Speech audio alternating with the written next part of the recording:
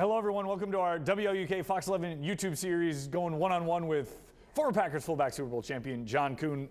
4 wins in a row. Do you like how this Packers team is playing right now? Yeah, there's something about him where adversity doesn't seem to affect him. It doesn't seem to bother him.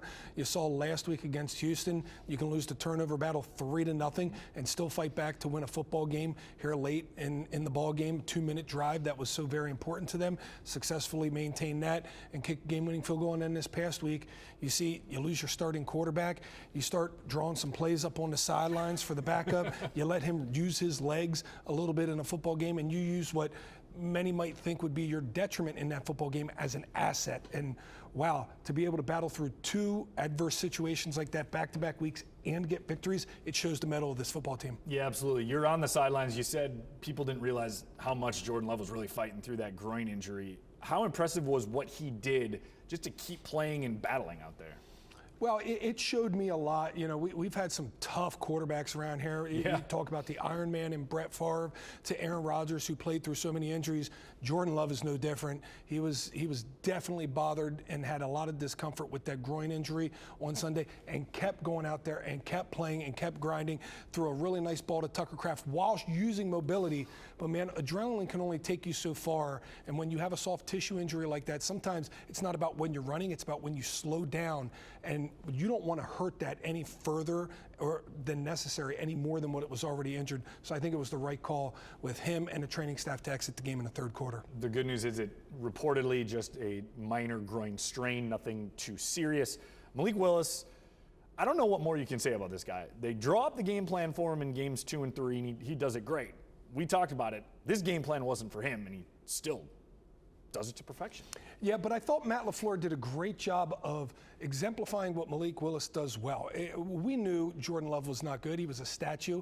Matt LaFleur came out after halftime and said he cannot move. And with him not being able to move, that limits your playbook. Malik Willis gets inserted. All of a sudden, those plays, those movement plays, those boots, those nakeds, some of those stretches, just to hand the football off, now all of a sudden you can run these plays, and Malik Willis gives you that advantage. Not to mention, he can also use his legs, which is something that was like a curveball to that defense after trying to hit fastballs with Jordan Love in the pocket the whole game. Now all of a sudden you got this quarterback that can run. It changes your mindset in calling plays as a defensive coordinator for the opposing team.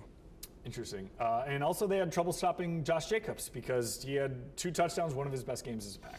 You know what's fascinating about this Packers team is when they have to run the football, they run the football very well. When they don't have to run the football, they run the football well enough to set up the play action and throw the football. It's like a switch that goes off when Malik Willis enters the football game, and they know, okay, now the burden's on us. Now we have to make the plays. And I'm talking about the big fellas up front, because all of a sudden, that offensive line, that line of scrimmage starts moving further and further this way. And Josh Jacobs, as I said, is a guy, if you block it for 2, he's going to get you 3 or 4. If you block it for 3 or 4, he could hit a home run.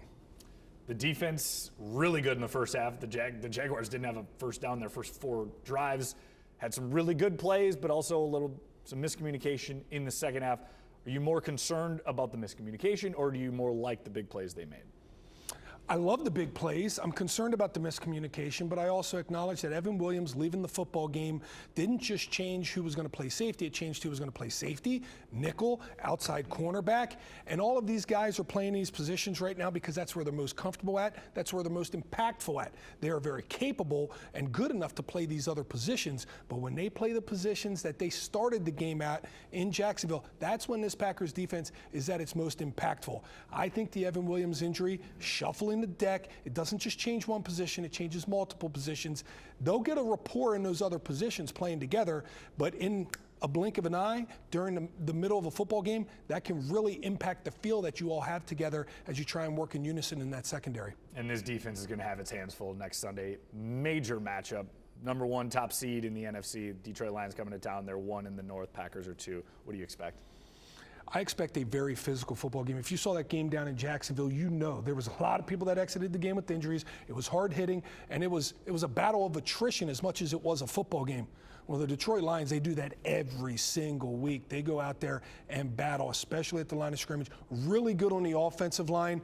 I know Jared Goff has been having himself a heck of a year, very efficient, but it all starts with that run game, with that really physical offensive line and that two-headed monster that they have in the backfield.